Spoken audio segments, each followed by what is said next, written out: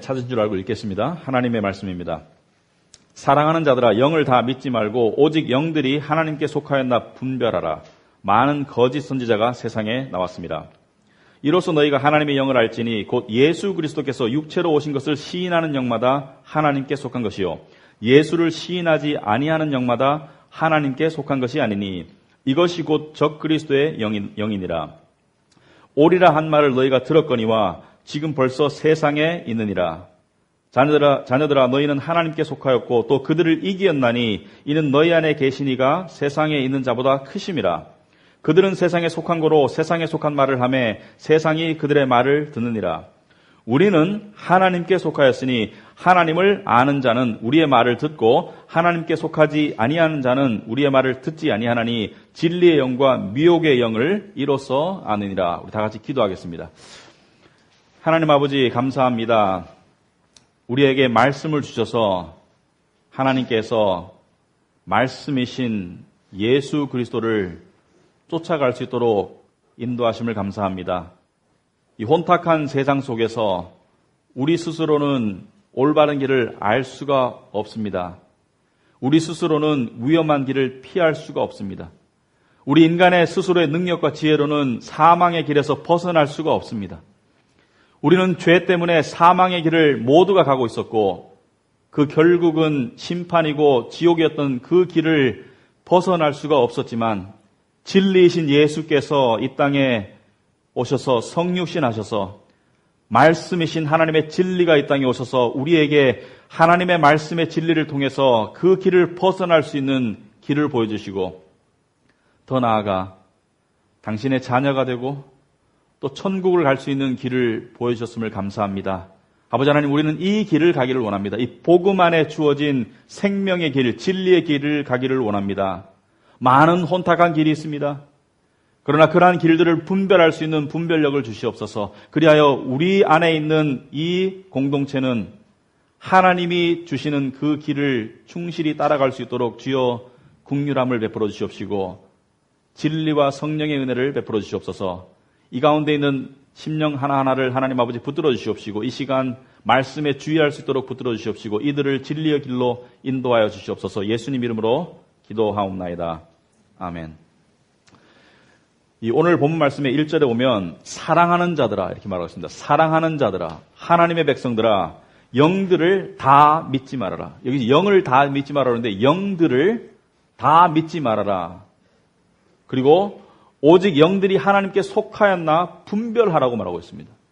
그렇다면 이 세상에 한 가지 영만 있는 것이 아니라 여러 종류의 영이 있다는 것을 암시하고 있고 그 여러 종류의 영을 두 개로 나누면 6절 보시면 우리는 하나님께 속하였으니 하나님을 아는 자는 우리의 말을 듣고 하나님께 속하지 아니한 자는 우리의 말을 듣지 아니하나니 진리의 영과 미혹의 영을 이로써 아니니라. 그래서 진리의 영은 하나님의 말씀, 우리라는 것은 사도를 말하죠. 하나님의 말씀을 대언하던 대신 받은 예수 그리스도의 제자인 사도의 말을 듣는 자들이 진리의 영에 속해 있고 성령에 속해 있고 그렇지 않은 자들은 미혹의 영, 미혹의 영이라는 것은 the spirit of error, 잘못된 영을 말합니다. 마귀의 영, 사탄의 영을 말한다. 그런데 여기 보면 영을 분별하라고 분명히 성경은 명령하고 있습니다. 영을 분별하라고 명령하고 있습니다. 왜냐하면 성경 여러 군데에 보면 마지막 때에 이 말세라는 것은 구체적으로 예수님의 초림과 2000년 전에 오신 예수님과 예수님이 다시 올 이 시기가 마지막 때이고 이 시기의 끝무렵이 갈 때가 마지막 때가 가까워옴이라면 이 마지막 때에는 많은 잘못된 영들이 교회 안에서 일어날 것을 이야기하고 있습니다. 이들은 스스로가 나는 잘못된 영이라고 말하진 않겠죠. 이들도 예수 그리스도의 이름을 이야기할 것이고 이들도 하나님을 증거한다고 이야기할 것이고 이들도 복음이라는 단어를 쓸 것이고 하지만 이들 중에 상당 부분이 양의 탈을 쓴 일이라는 것이죠. 교회 안에는 하나님의 양도 있지만 아직 하나님을 모르는 염소도 있고 염소는 양이 될 수가 있어요. 하나님의 은혜를 입으면 양이 될 수가 있지만 교회 안에는 이리도 있습니다. 이리는 적극적으로, 의도적으로, 의지적으로 하나님을 거부하려고 하고 하나님의 교회를 해치려고 하고 양들을 물어 죽이려고 하는 것을 일이라고 말합니다. 그런데 예수님과 예수님의 제자들 사도들은 신약 성경에 보면 여러 군데에서 이러한 자들을 조심하라고 했습니다. 첫째는 적그리스도를 조심해라. Antichrist. 여러분 그 주보에 보시면 요한일서 2장 18절에 아이들아 지금은 마지막 때라 적그리스도가 오리라는 말을 너희가 들은 것과 같이 지금도 많은 적그리스도가 일어났느니라. 적그리스도를 조심하라고 말하고 있습니다. 두 번째로 베드로후서 2장에 보시면 거짓 선지자들을 조심하라. 오늘 말씀에도 보시면 거짓 선지자 1절에 보시면 많은 거짓 선지자가 세상에 나왔다. 그리고 또한 거짓 선생들을 조심하라고 이야기하고 있습니다. 말세가 되면 교회 안에 세 종류의 이리들이 있을 것이다. 거짓 적그리스도, 거짓 선생들, 거짓 선지자. 그래서 교회 안에 있는 사람들도 굉장히 위험하고 혼탁하고 영적으로 분별력을 가지지 않으면 자칫 잘못하면 잘못된 영에 빠지기가 쉬운데 교회 밖에 있는 사람들은 어떻겠습니까? 교회 밖에 있는 사람들은 얼마나 혼탁에 빠져 있겠습니까? 자, 그렇다면 적그리스도는 무엇이고 그 다음에 거짓 선지자는 무엇이고 거짓 선생은 무엇인가? 다가 미혹의 영입니다. 다가 사탄의 영에 이용을 당하는 그러한 존재들인데 적그리스도는 적극적으로 그리스도를 부인하는 자가 적그리스도입니다. 적그리스도는 적극적으로 2000년 전에 육신의 모습으로 오신 신이신 하나님의 아들이 육신의 모습으로 오셔서 십자가에서 죽으시고 부활하신 그분만이 구세주라는 것을 부인하는 자들이 적그리스도입니다. 그러므로 적그리스도는 크리스찬들의 눈에게 오히려 분별하기가 쉽습니다. 예를 들어서 신천지, 자기가 교주가 재림한 예수라든지 안상홍 어머니 하나님 보면 자기가 재림한 예수라든지 그래서 적그리스도는 적극적으로 그 다음에 공격적으로 예수 그리스도를 부인하고 예수 그리스도 대신에 그 교주나 어떤 인간적인 존재를 집어넣기 때문에 이단이라고 분별하기가 쉽습니다. 그래도 넘어가는 사람들이 많아요.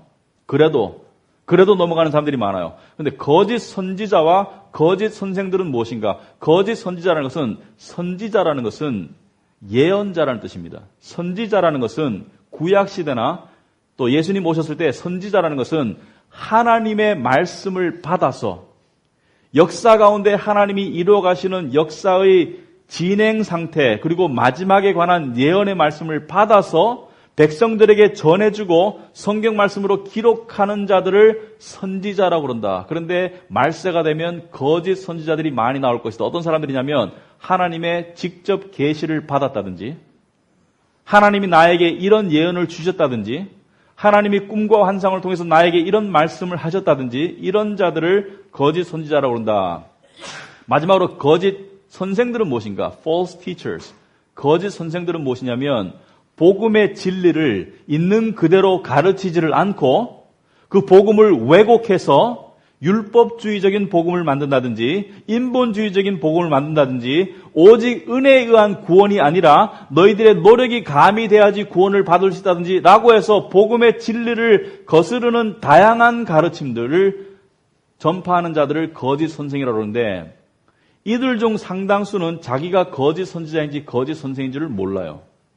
이들 중 상당수는 자기가 정말로 하나님의 말씀을 맡은 자들이고 하나님의 말씀을 증거하는 자라고 착각하고 있습니다. 자, 그렇다면 오늘 좀 심각한 얘기인데 오늘 종합적으로 중심적으로 발표볼 것은 이것입니다. 영분별에 관한 것. 영분별, testing the spirit, 영을 분별하는 것. 여러분이 아직 신앙생활 하신 지 얼마 되지 않으시거나 교회에 나오신 지 얼마 안 되셨다면 여러분에게 이 이야기가 좀 생소할 수 있지만 그럼에도 중요하기 때문에 이번 기회에 좀 들어주시기 바랍니다. 그래야지 교회 안에서 일어나는 여러 가지 영적인 일들을 우리가 알 수가 있습니다. 자, 영이라는 것은 이것입니다. 첫째는 성령님을 말합니다. 성령은 삼위일체의 하나님 중에 삼위의 하나님의 영, 성령 또는 진리의 영, 하나님을 우리가 믿고 깨달을 수 있도록 구원에 이를 수 있도록 하나님을 쫓을 수 있도록 하나님을 따라갈 수 있도록 도와주는 하나님의 영을 성령의 영이라고 합니다. 그러면 미혹의 영이라는 것은 하나님의 백성들 또는 사람들이 구원을 받거나 하나님의 인도하신 가운데 평강과 하나님의 인도하신 가운데 이 안전의 삶을 누리지 못하도록 회방하고 그들을 멸망의 길로 이르게 하기 위해서 그들을 잘못된 길로 인도하는 것을 미혹의 영이라고 합니다. 그래서 크게 두 가지 영이 있습니다. 진리의 영이 있고 미혹의 영이 있다. 그런데 이 진리의 영과 미혹의 영을 어떻게 구별할 수 있는 것인가? 진리이신 하나님의 영의 활동과 아닌 영을 어떻게 구별할 수 있는 것인가? 그러기 위해서는 두 가지를 알아야 됩니다. 첫째, 이 진리의 영이 무엇을 하는 것인지를 알아야지 이 미혹의 영, 잘못된 영, the spirit of error, 잘못된 영이 어떤 것을 모방하고 어떤 것을 흉내내는 것을 알 수가 있습니다. 그러면 진리의 영은, 성령은 무엇을 하시는가? 첫째는 성령은 이것을 하십니다. 성령은 요한복음 16장 13절에 보시면 이런 말씀이 있습니다. 그러나 진리의 성령이 오시면, 여러분 주보에 나와 있습니다. 진리의 성령이 오시면 그가 너희를 모든 진리 가운데로 인도하실 것이다. 그가 너희를 모든 진리 가운데로 인도하실 것이다. 예수님께서는 보혜사 성령이 너희에게 오시면 그가 너희에게 내가 가르친 모든 것을 깨닫게 하리라. 바꿔 말해서 이 진리의 성령은 무엇이 하나님의 참 진리이고 어떻게 하는 것이 참 구원의 길이며 어떻게 하는 것이 정말 하나님의 자녀가 될 수 있는 길인지를 진리를 가르쳐 줍니다. 그러므로 성령을 통해서 우리는 진리를 깨달을 수 있어요. 이 말은 여러분이 성령이 여러분에게 임하시면 여러분께서 성경 말씀을 읽었을 때 역사적인 배경이나 상황적인 배경 같은 것은 도움이 필요하지만 그 말씀의 영적인 의미는 하나님께 기도하고 진리의 영의 도움을 힘입어서 깨달을 수 있다는 것을 의미합니다. 그래서 여러분이 말씀을 읽고 난 다음에 깨달아지지 않을 때는 성령님께 기도하세요. 진리의 영이시여, 하나님의 영이시여, 저에게 깨달음을 주시옵소서. 하나님의 영의 활동이 그것입니다. 깨달음을 주는 것. 그 다음에 둘째로 성령의 역사가 무엇인가? 둘째로는 성령의 은사를 말합니다. 성령의 은사. 성령께서 주시는 특별한 이 선물들. 그것이 고린도전서 12장에 나와 있습니다. 여러분 주보에 보시면 고린도전서 12장 8절부터 10절까지의 말씀을 보시면 어떤 사람에게는 성령으로 말미암아 지혜의 말씀을 주십니다. 성령께서 지혜의 말씀을, 진리를 지혜롭게 전할 수 있도록 해주시고 어떤 사람에게는 같은 성령을 따라 지식의 말씀을, 지식은 단지 공부한다고 주어지는 정보가 아니라 하나님을 아는 지식, 영적인 지식을 깨달을 수 있는, 옳게 깨달을 수 있는 그 지식을 주신다. 그 다음에 9절에 보니까 다른 사람에게는 같은 성령으로 믿음을, 여기서 말하는 믿음은 구원받는 믿음을 말하는 것이 아니라 여기서 말하는 믿음은 특별히 하나님을 신뢰하는 정도가 각별할 수 있는 그러한 믿음, 믿는 자로서 그러한 믿음을 준다. 어떤 사람에게는 한 성령으로 병 고치는 은사를 줍니다. 신유의 은사라고 그러죠. 병을 고치는 the gift of healing. 어떤 사람에게는 능력 행함을, 어떤 사람에게는 예언함을, 어떤 사람에게는 영들을 분별함을, 아까 말했죠. 영들을 분별하는 것도 하나의 은사입니다. 영들을 분별함을, 다른 사람에게는 각종 방언을 말함을, 어떤 사람에게는 방언을 통역함을 주시나니, 자, 여기 보니까 이 앞에 나와 있는 지혜나 지식이나 또는 이 성령을 따라 주는 이 믿음 같은 것은 진리를 깨닫는 데 도움이 되는 도구들이지만 그 뒤에 나와 있는 것들은 대부분이 초자연적인 이적적인 은사를 말합니다. 예를 들어서 병고침, 의사가 포기한 환자를 고친다는 것. 예를 들어서 초대교회에서 안진뱅이를 일으킨다든지 봉사가 눈을 뜨게 한다든지 심지어 죽은 사람을 살린다든지 그러한 이적들 또는 예언과 방언과 통역들, 앞으로 일어날 교회의 구속사적인 역사적인 입장에서 앞으로 일어날 일들을 미리 알려주는 것들, 그리고 거기에 대한 어떤 그 방언들, 여러 가지 알 수 없는 말로 기도하는 방언들, 그리고 거기에 대한 통역들. 자, 그런데 오늘날 문제의 핵심은 여기에 있습니다. 이러한 초자연적인 은사가 지금도 여전히 계속되고 있는가? 지금도 하나님의 초자연적인 병고침과 방언과 통역과 그 다음에 신유와 이적과 그러한 은사가 계속되고 있는가? 여러분 세계적으로 보면 이 기독교계에 지금 전통적으로 하나님 믿고 착하게 사세요. 그 다음에 좋은 일 하시고 마음 평안하시고 그리고 하나님이 여러분의 삶을 보살피시고 여러분의 삶을 인도하실 겁니다. 그래서 여러분 책임을 다하세요. 이러한 전통적인 복음주의 교단들은 다 죽어가고 있어요. 그들은 다 교인을 빼앗기고 있고 교회가 점점 식어가고 있고 말라가고 있습니다. 그럼에도 불구하고 전 세계적으로 특히 미국이나 또 싱가포르나 이런 쪽에 보면 거대하게 성장해 나가는 두 종류의 이 기독교의 하나의 이 캠프가 있습니다. 그 한 종류에는 카리스메틱, 펜테코스털, 오순절파가 있습니다. 카리스매틱. 또 다른 한편에는 극단에는 개혁주의라는 것이 있습니다. 개혁주의, 복음주의. 우리가 개혁을 말할 때 개혁주의라는 것은 제가 한번 설명을 해드리겠습니다. 모르는 사람이 있기 때문에 reformed. 개혁주의라는 것은 있는 것을 새로운 것으로 바꾸자는 개혁이 아니라 제가 옛날에 설교를 했습니다만은 여기서 말하는 개혁이라는 것은 종교개혁이 나왔을 때 루터와 켈빈을 통해서 종교개혁이 나왔을 때 16세기 초에 원래의 것으로 돌아가자는 것이죠. 원래의 진리로 중세의 부패한 교회의 타락을 벗어나서 성경이 뭐라고 말하는지, 성경이 하나님에 대해서 뭐라고 말하는지, 성경이 구원에 대해서 뭐라고 말하는지, 성경이 사람에 대해서 뭐라고 말하는지, 성경이 교회에 대해서 뭐라고 말하는지 원래의 성경적인 진리로 돌아가는 개혁을 하자는 것이 개혁주의입니다. 그러므로 사회에서 말하는 개혁은 인간의 지식과 인간의 능력과 인간의 어떤 창의성을 바탕으로 새로운 것을 만들어내고 더 낫게 하는 것이라면 성경에서 말하는 개혁은 인간의 창의성이나 인간의 능력이나 인간의 어떤 어떤 지적인 어떤 그런 그 능력이 아니라 하나님이 주신 진리의 본질로 돌아가는 것을 개혁이라고 말한다. 그렇다면 이 개혁주의, 복음주의라는 그러한 이 캠프가 있습니다. 진영이 있습니다. 이 진영도 지금 미국에서 굉장히 성장하고 있습니다. 특히 싱가포르에도 성장하고 있는데 우리나라에는 아직까지 크게 성장을 하지 않고 있습니다. 왜냐하면 우리 교회를 보면 알 수가 있습니다. 우리 교회가 개혁주의, 복음주의 교회입니다. 자, 그런데 이 두 진영에 두드러진 차이가 있습니다. 근데 그 차이를 말씀드리기 전에 카리스매틱 오순절파로 대변되는 이 캠프, 이 진영은 언제 나왔냐면 20세기 초에 발단이 되었습니다. 물론 성경을 읽고 예수 그리스도를 믿고 믿음의 뿌리는 근본적으로 초대교회 신앙에 두고 있지만 이러한 형태의 교단이나 이러한 형태의 진영은 언제 나왔냐면 1906년에 미국 캘리포니아 아주사라는 그 LA의 아주사라는 거리가 있어요. 그 아주사라는 거리에서 이 집단적인 방언의 역사를 통해서 이 성령의 은사가 폭발적으로 일어나기 시작합니다. 그래서 베델 신학교라는 곳에서 학생들이 안수기도를 받았는데 갑자기 방언이 터지면서 갑자기 그동안 잘 몰랐던 성령의 초자연적인 은사에 눈을 뜨게 되면서 이러한 운동이 일어나요. 그래서 이 카리스매틱 오순절파 운동이 생기기 시작해서 굉장히 불꽃처럼 번져서 전 세계적으로 많이 번져 있고 우리나라에도 많이 들어와 있습니다. 그런데 이 양 진영의 특징이 이것입니다. 이 카리스매틱 쪽에서는 이렇게 말합니다. 하나님의 초자연적인 은사는 지금도 계속되고 있다. 하나님의 신유의 은사, 방언의 은사, 통변의 은사 또는 이적의 은사들은 지금도 계속되고 있고 그 은사들을 통해서 우리는 그 은사들을 체험함을 통해서 믿음을 가질 수 있고 하나님의 살아계심을 알 수 있고 우리의 믿음이 더 강해지고 우리가 더욱더 하나님과 가까이 할 수 있다.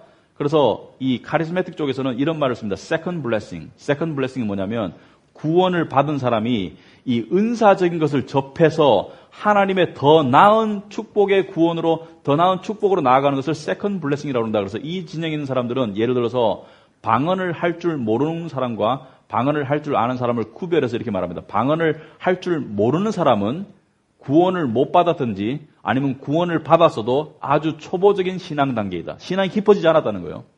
신앙이 깊어진 특징은 방언을 받아야 된다는 것입니다. 그래서 방언의 은사를 받지 못하는 사람은 약간 2등 크리스찬으로 취급하는 그런 경향이 있습니다.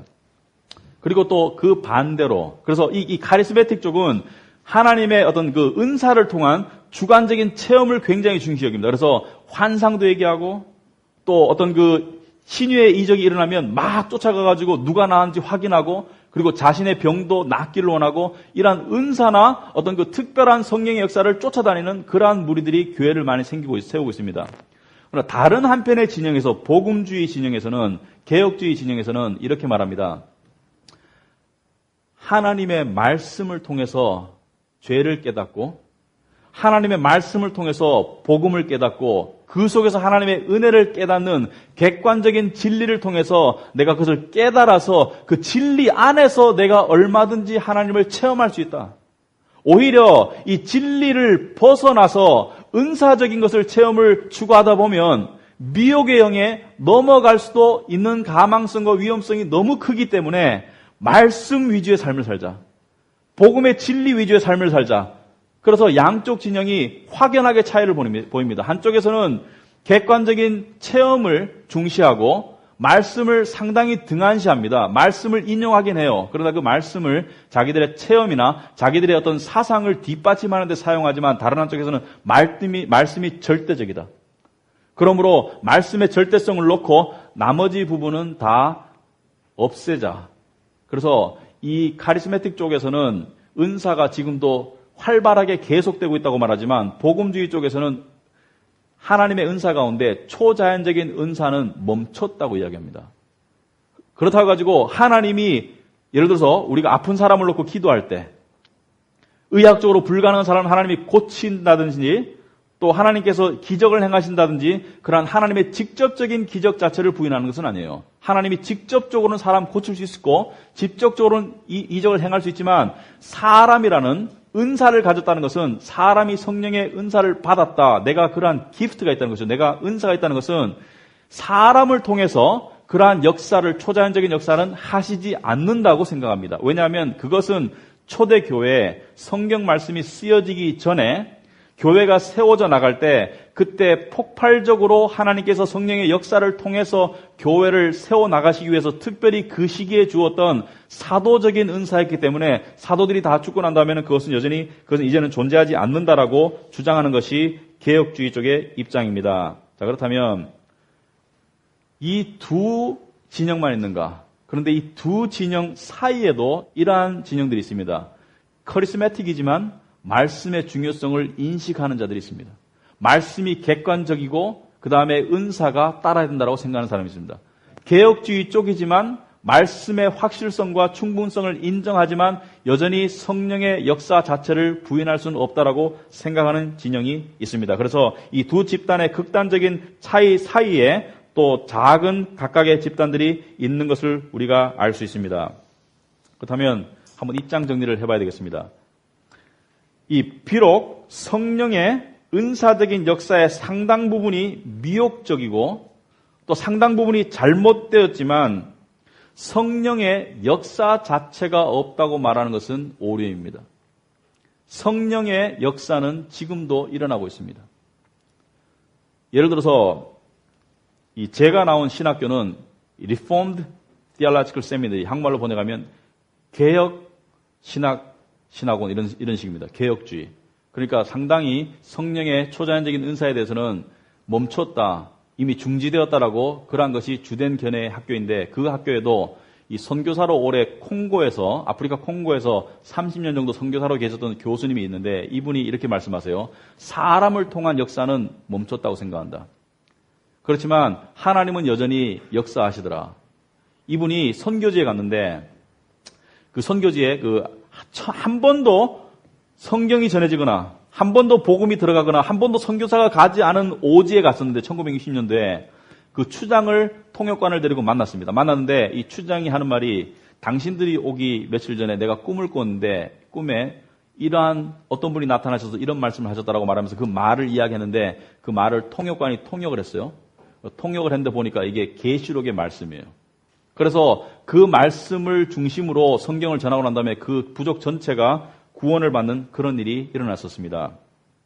또 그 선교지에서 아프리카의 주술사가 악령에 지배받는 주술사가 이 선교사에게 주문을 걸었어요.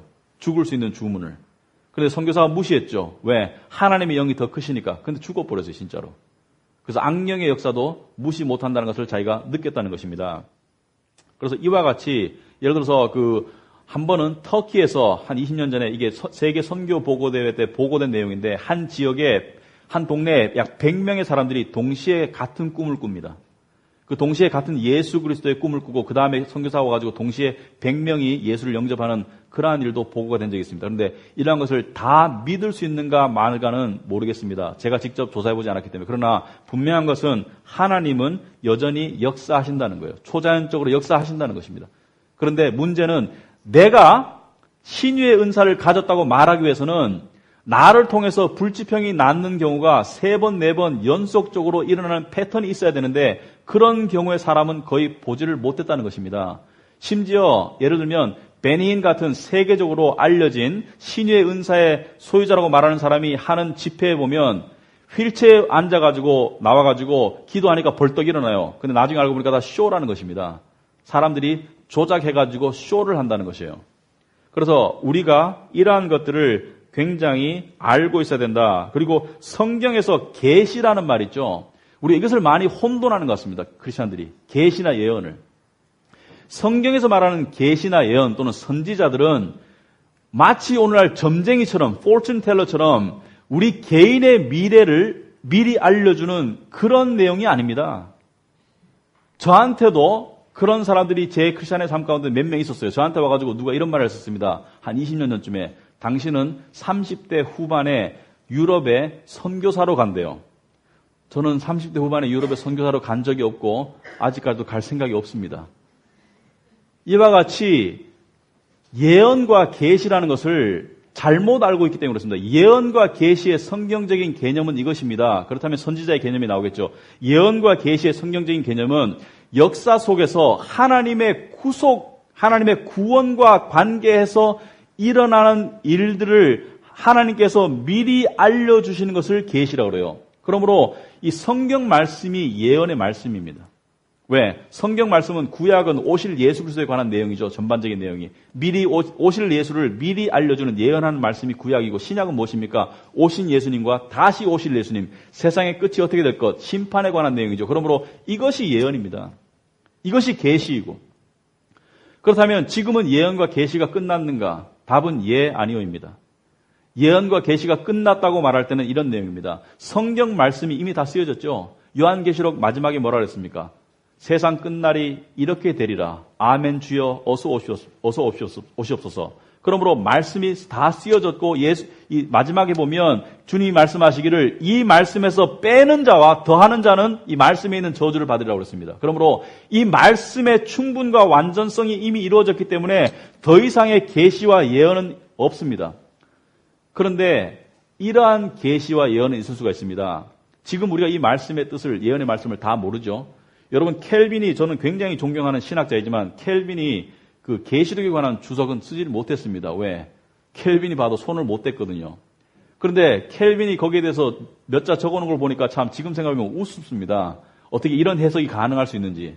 그런데 역사가 진행되고 말세의 징조들이 더 나타나고 또 크리스찬들이 이전의 크리스찬들의 도움을 힘입어서 더 하나님을 깨닫는 지식이 늘어남에 따라 이것을 점증적인 계시라고 합니다. 하나님이 점증적으로 프로그레시브하게 역사를 통해서 사람들을 통해서 점증적으로 지식을 축적시켜서 당신의 계시의 말씀의 내용을 더 뚜렷하게 보여주세요. 그러한 계시와 예언은 지금도 진행 중입니다. 그러므로 하나님의 말씀을 더 깨달아가는 성령님을 통해서 더 알아나가는 그러한 계시와 예언은 주어지지만 계시와 예언이 무슨 점쟁이같이 개인의 미래를 알려주는 것이 아닙니다. 그런데 이렇게 말하니까 어떤 사람이 요셉은 자기의 미래를 보지 않았냐고. 하나님의 계시를 통해서, 꿈을 통해서. 그렇죠? 요셉은 볏집단이 있는데 자기 볏집단을 중심으로 나머지 11개 볏집단이 절을 했죠. 자기 형들보다 자기가 높아질 것을 자기가 알았습니다. 또 동시에 요셉은 해와 달과 별들이 자기한테 절하더라. 여기서 해와 달은 누굴 상징합니까? 자기의 아빠, 엄마도 자기에게 절한다는 것이에요. 그래서 그것을 이야기하고 난 다음에 미움을 받아서 이집트 땅으로 팔려서 쫓겨났죠. 그런데 나중에 정말로 형들이 와서 절을 하는 애굽 땅의 국무총리가 되었어요. 그런데 이것은 요셉의 개인의 미래 운명을 이야기하기 위한 것이 아닙니다. 이 요셉의 꿈은 하나님의 백성들이 70명밖에 안 되는 하나님의 백성들이 애굽 땅으로 이주해서 400만 명이 넘는 강성한 나라로 만들어질 것을 요셉이라는 인물을 통해서 그것이 연결될 것을 계시한 구속사적인 역사 속의 계시이지 개인의 운명을 점치듯이 말하는 것이 아닙니다. 자, 그런데 실제적으로 한번 이야기해 보겠습니다. 저한테 제가 이렇게 보니까 또 제가 또 들은 바로 보면 이런 사람들이 있더라고요. 어떤 사람이 자기에 대해서 예언을 들었는데 하나님의 예언을 들었는데 만약에 여러분들 와가지고 이런 얘기 있습니다. 지금 직장을 그만두래요. 그리고 직장을 옮겨야 된답니다. 하나님이 원하시는 직장이 아니랍니다. 뭐 술집도 아니고 아닌데 평범한 직장인데 옮기랍니다. 또는 저 사람과 결혼해야 된대요. 하나님의 뜻이랍니다. 저 사람과 결혼해라. 저도 그럴 수 있으면 좋겠습니다. 그래서 시집장가 다 보내게. 저 사람과 결혼해야 된다고 하나님이 말씀하셨답니다. 또 어떤 목사님은 교회에 있는 아주 땅이 많은 장로님한테 와가지고 장로님 제가 이 말씀 드리기 참 곤란하지만 안 하면 장로님한테 화가 될 것 같습니다. 그래서 말씀을 드리는데 장로님 가지고 계신 땅 중에 그쪽 땅을 파셔서 교회 짓는데 쓰시라고 하나님이 계시하셨습니다. 저를 통해서. 장로님이 불안하죠. 지키려고 하니까 찝찝하고 안 지키려고 하니까 불안하고 어떻게 될지 모르겠죠. 여러분에게 누가 와가지고 여러분에게 A라는 사람이 옆에 있는데 그 사람이랑 결혼해야 된다고 누가 이야기했다고 말하면 여러분 어떻게 하겠습니까? 제가 그렇게 말을 하면 어떤 사람이 이렇게 대답했다고 그러더라고요. 하나님이 나한테는 그렇게 말씀 안 하시던데. 그런 것은 계시가 아닙니다. 하나님은 그렇게 하시질 않으세요. 하나님은 혼돈을 주시는 분이 아니에요. 그래서 자 정리를 해보겠습니다. 말씀이 전해진 곳에서는 초자연적인 은사는 거의 일어나지 않더라. 사람을 통해서는. 이것이 역사적으로 증명된 사실입니다. 말씀이 증거된 곳에서는 하나님의 초자연적인 이적과 은사들이 일어나지 않더라. 아프면 의사한테 가면 돼요. 하나님에 대해서 알고 싶으면 성경 말씀 읽으면 됩니다.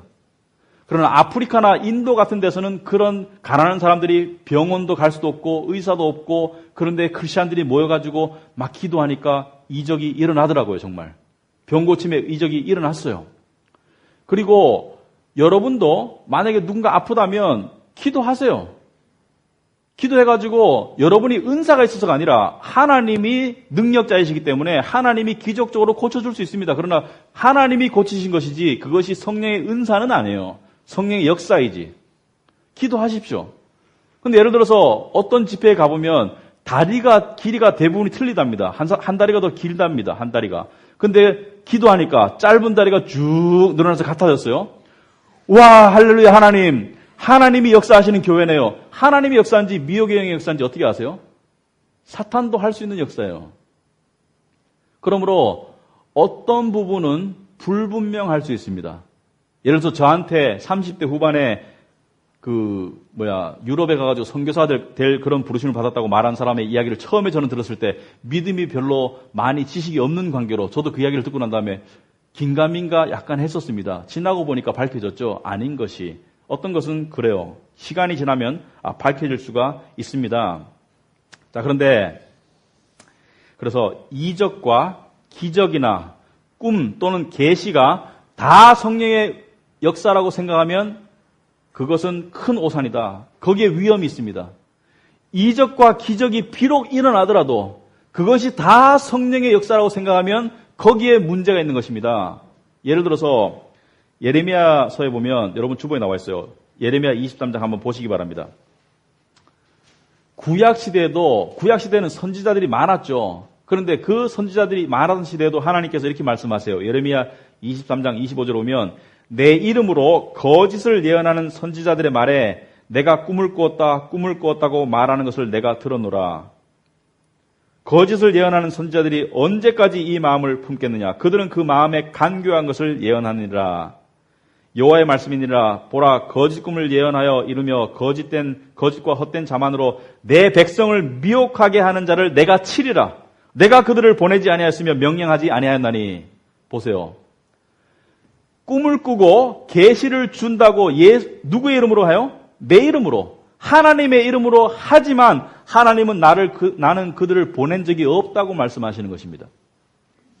그렇다면 이들이 거짓을 말하는지 참을 말하는지 어떻게 알 수 있는가? 첫째는 이들의 이야기를 들었을 때, 이들의 역사를 보았을 때 그것이 여러분 마음속에 말씀과 믿음의 성령의 이 믿음적인 반응이 나오지 않으면 여러분은 의심해야 됩니다.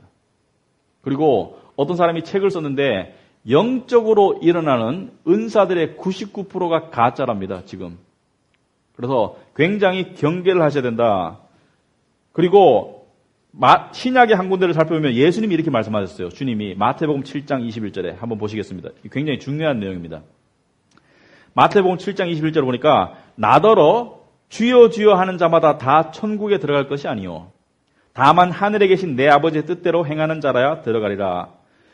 그날은 마지막 심판의 날에 사람들의 운명이 갈리는 날, 천국과 지옥이 갈리는 그 심판의 날에 많은 사람이 나더러 이르되 주여 주여 우리가 주의 이름으로 선지자 노릇하며 주의 이름으로 귀신을 쫓아내며 주의 이름으로 많은 권능을 행하지 아니하였나이까 하리니 그때 내가 그들에게 밝히 말하되 내가 너희를 도무지 알지 못하니 불법을 행하는 자들아 내게서 떠나가라 하리라.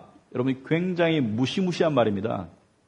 이 마지막 심판 때 천국과 지옥이라는 인생의 영원한 운명이 갈리는 이 심판 때 많은 사람들이, 여기에 많은 사람들은 교회 안 다니는 사람들이 아니에요. 교회 다니던 사람들이, 많은 교회 다니던 사람들이 나더러, 나는 누구예요? 예수님더러 심판자더러 이렇게 말합니다. 주여 주여 우리가 주의 이름으로 선지자 노릇하며 주의 이름으로 귀신을 쫓아내며 주의 이름으로 많은 권능을 행하지 아니하였나이까. 이들은 자기들이 하나님께 구원받았다고 착각하고 있는 사람들이에요.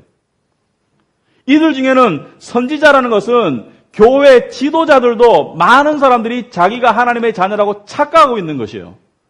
구원을 받았다고. 그리고 이들을 추종하던 많은 사람들이 함께 와서 주여 주여. 왜? 우리가 예수 그리스도의 이름으로 선지자 노릇했으니까. 이들도 예수님의 이름을 이야기했고 성경을 썼고 신앙생활을 평생을 했지만 예수님이 뭐라 합니까?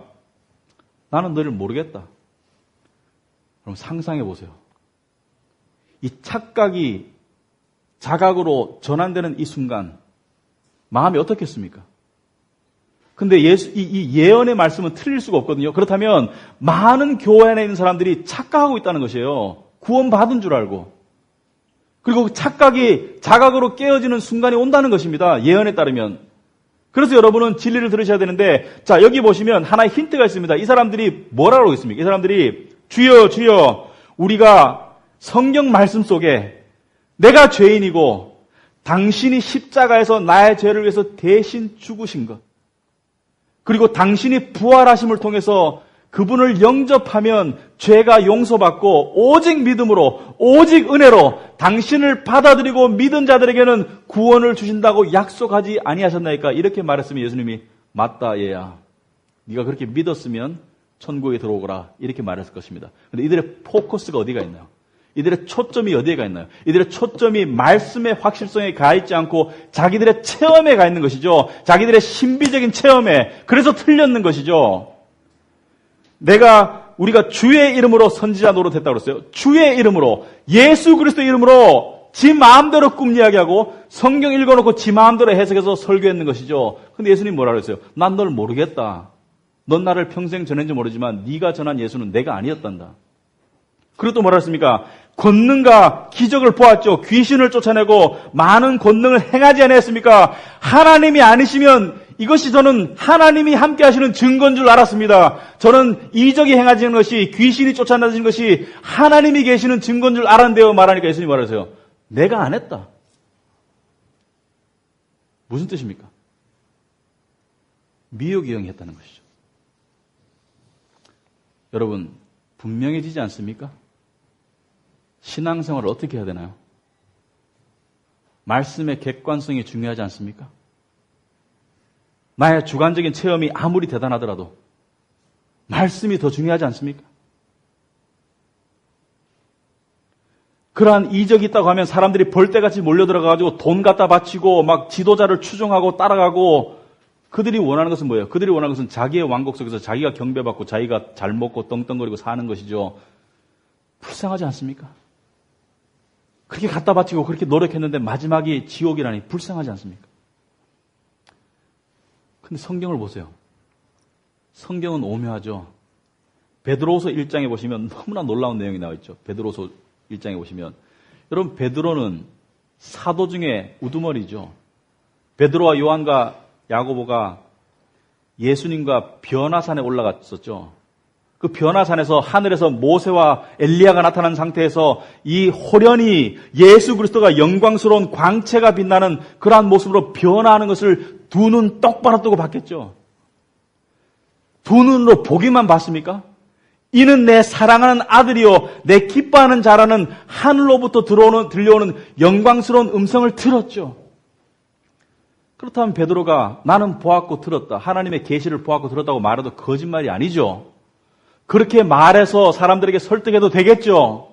그런데 뭐라고 말하고 있습니까? 베드로서 1장 16절에 보시면 17절에 보시면 지극히 큰 영광 중에서 이러한 소리가 그에게 나기를 이는 내 사랑하는 아들이요 내 기뻐하는 자라 하실 때 그가 하나님 아버지께 존귀와 영광을 받으셨느니라. 이 소리는 우리가 그와 함께 거룩한 산에 있을 때 하늘로부터 난 것을 들은 것이라. 나는 거짓말하는 것이 아니다. 나는 이 신비한 체험을 했다. 그럼에도 불구하고 19절에 보니까 또 우리에게는 더 확실한 예언이 있어. 여기서 예언이라는 것은 the word of prophetic words, 예언의 말씀, 우리에게 더 확실한 성경 말씀이 있다는 것이죠. 나는 직접 두 눈으로 변화산에서 변화되는 주님을 보았고 하나님의 음성도 귀로 들었지만 내 오감이 듣고 보고 한 것이 더 중요한 것이 아니라 이 확실한 예언의 말씀이 더 분명하다고. prophetic words more sure. 이것이 우리의 신앙의 자세가 되지 않으면 우리는 미혹의 영에 쫓겨다니기 쉽습니다. 암덩어리를 고쳤다고 하더라도 여러분 눈 깜짝하지 마세요. 그냥 그러려니 하세요. 시간이 지나면 그것이 성령의 역사인지 미혹의 역사인지 알 수가 있지만 그럴 수 있습니다. 저도 제가 여러분에게 말씀드릴 수 있는 그런 종류의 병은 아니지만 의사가 수술하지 않으면 나을 수 없는 병 때문에 수술 날짜 잡아놓고 근데 일주일 휴가를 직장에서 받았는데 다 썼었어요. 다음날 수술 들어가면 2주를 더 해야 되는데 직장에서 잘릴 것 같았어요. 그래서 휴가를 더 못 쓰는 상황 가운데 끙끙거리면서 기도했는데 그 다음에 보니까 피가 나 있고 의사한테 가니까 의사가 이런 일이 그러면서 나았답니다. 그것은 은사가 아니죠. 성령의 역사죠. 일생에 한두 번 있을 수 있습니다. 그러나 그것이 중요합니까? 말씀이 중요합니까? 저는 그것을 가지고 나의 구원의 증거라고 말한 적이 없습니다. 그것을 가지고 하나님이 나를 사랑한다고 말한 적이 없습니다. 나를 사랑하시는 하나님의 유일한 증거, 가장 확실한 증거는 말씀 속에 쓰여있는 예수 그리스도가 십자가의 죽으심과 부활하심이 나를 향한 하나님의 가장 확실하신 증거라고 저는 믿습니다. 미국을 대표한 아주 유명한, 역사상 가장 유명한 설교가가 조나단 에드워드입니다. 18세기 미국에 대부흥이 있었을 때, Great Awakening이 있었을 때 이 미국에서 영적인 대각성이 있어서 이 교회 안에 잠자던 성도들이 깨어나고 명목상으로 교회에 그냥 왔다 갔다 하던 사람들이 거듭나고 교회 밖의 사람들도 교회 안에 일이 신기하니까 막 교회로 몰려오던 그런 영적인 대각성이 미국에 있었을 때 이 보스턴을 중심으로 조나단 에드워드가 설교를 해가지고 이 영적인 대각성의 도화선이 되었었습니다. 이 조나단 에드워드가 좀 시간이 지나고 난 다음에 보니까 많은 영적인 일들이 있는 거예요. 사람들이 막 몇 시간씩 떼굴떼굴 구르면서 회개를 하고 그 다음에 사람들이 막 황홀경에 빠져들어가고 그리고 어떤 사람들은 막 병고침의 은사가 있고 막 영적인 활동들이 활발한데 이 사람이 봤을 때 어떤 거는 성령의 역사인 것 같은데 어떤 거는 미혹의 영의 역사인 것 같았습니다. 그래서 이 사람이 굉장히 학자적이고 분석적이고 성경적으로 빠삭한 분이라서 이 사람이 그것을 다 조사를 하고 난 다음에 책을 썼습니다. 이렇게 썼습니다. 성령의 역사의 5가지 가장 확실한 증거들. 그래서 5 distinguishing marks of the work of the Holy Spirit. 성령의 역사의 가장 확실한 5가지 증거들. 그런데 이 사람이 보니까 그 역사가 성령의 역사이기 위해서는 이러한 특징들이 보이더라. 첫째는 그 성령의 역사에 있고 난 다음에는 예수 그리스도를 높이더라.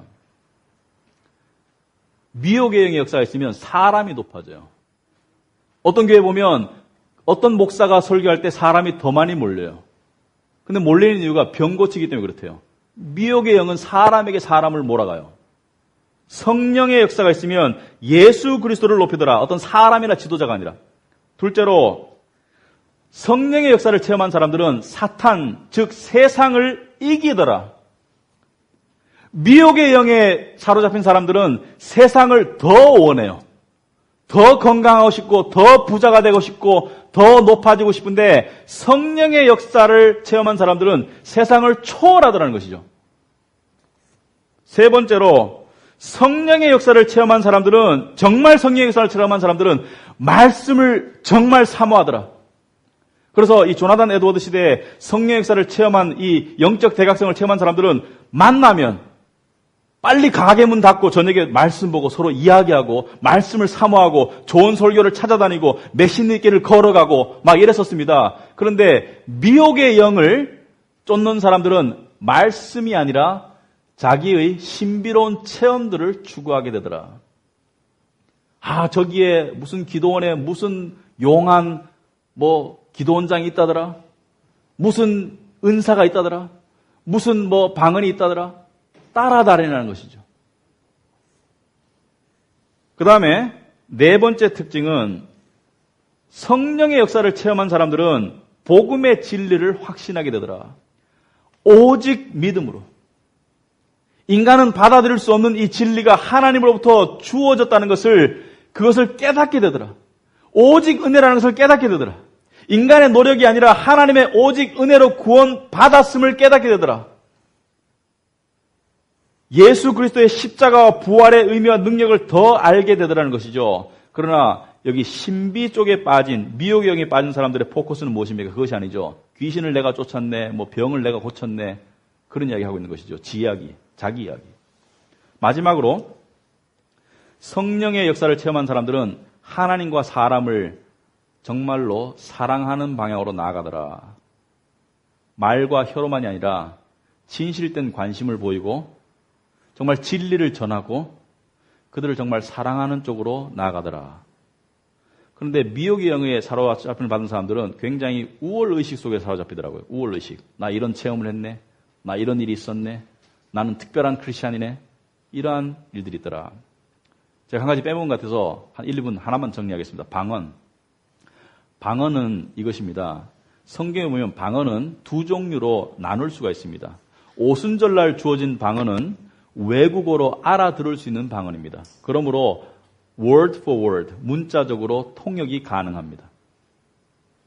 갑자기 미국 사람이 중국말을 모르는데 중국말로 방언을 한다든지, 갑자기 중국 사람이 한국말을 모르는데 한국말로 방언한다든지, 이렇게 알아들을 수 있는 방언이 있고, 그 다음에 고린도전서 12장과 14장에 나와 있듯이 기도의 언어로서의 방언이 있습니다. 아무도 몰라요. 내 영만 알아요. 나도 들어도 무슨 말인지 모르겠어. 하긴 하는데. 그러나 하나님은 아시는. 그래서 영의 답답함을, 영의 근심을 하나님께 아뢰을 수 있는 방언이 있더라. 그런데 통변의 은사가 되려면 말로 알아들 수 있는 외국어 방언이 되든지 아니면 자기가 하나님의 영과 직통하든지 직접 계시를 받든지 둘 중에 하나 되는데, 통변의 은사가 있다고 이 아주사 이 운동이 있고 난 다음에 미국에서 많은 커리스메틱 쪽에서 이런 얘기를 하고 다녔습니다. 미국인인데 갑자기 중국어로 방언하더라. 하나님의 역사다. 근데 실제로 조사를 해보니까 다 가짜였어요. 외국어로 되는 방언은 없습니다. 그러므로 통변도 없어요. 통변의 은사가. 저는 통변의 은사가 있다는 사람을 제가 몇 명 봤습니다. 보니까 두리뭉실하게 자기 이야기 하더라고요. 그래서 제가 지금 한 말 뭐야? 지금 한 말 모르더라는 것이죠. 지금 방금 한 단어. 저는 방언을 무시하는 게 아니에요. 저도 방언의 은사를 받았어요. 기도할 줄 알아요. 그래서 제가 내가 할 테니까 한번 따라서 해봐. 못하죠. 왜냐하면 말씀이 있는데 뭐하러 하나님께서 그런 은사를 줘가지고 헷갈리게 하겠어요. 그런 사람 말 들으라고. 아시겠습니까? 여러분, 한 설교로 다 커버하기 힘들지만 여러분이 조금 정리는 되셔서 생각합니다. 우리는 이것입니다. 첫째, 우리 교회는 말씀의 확실성과 충분성을 계속 붙잡아 나가야 합니다. 말씀의 확실성과 충분성, 말씀의 이 completeness, 그 다음에 sufficiency, 그걸 잡아 나가야 됩니다. 둘째로, 그럼에도 불구하고 하나님께서, 성령께서 각별하게 역사하실 수 있다는 것을 알아야 됩니다. 인정해야 됩니다. 성령께서 직접적으로 어떤 특별한 역사 하실 수 있어요. 우리 교회도 말씀으로 뒤집어 놓으실 수 있어요. 아니, 그걸 바라지 않습니까? 성령을 통한, 진리를 통한 부흥, 이 한국교회의 부흥, 우리가 바라야 됩니다. 성령만이 하실 수 있어요. 그게 기적 아닙니까? 지금 죽어가는 한국교회가 갑자기 뒤집어진다면, 복음의 진리를 재발견하고 뒤집어진다면 그게 부흥 아닙니까? 그게 우리가 바라야 될, 개혁주의가 바라야 될 진정한 성령의 역사라고 믿습니다. 기도하겠습니다. 하나님 아버지, 감사합니다. 우리에게 말씀을 주셔서 우리가 주님을 믿는데 충분한 깨달을 수 있는 진리를 주심을 감사합니다. 그리고 내주하시는 성령께서 말씀의 진리를 깨닫게 해주시고 또 더 나아가서 우리가 하나님의 놀라우신 능력과 임재를 우리가 사소한 작은 일에서도 체험할 수 있도록 하심을 감사합니다. 아무쪼록 주여 우리나라에도 우리 교회에도 이 말씀을 통한 복음의 진리를 재발견하는, 복음의 진리를 정말 폭발적으로 발견하는 그러한 역사가 있도록 하나님 굽어 살펴주시옵소서. 예수님 이름으로 기도합나이다. 아멘.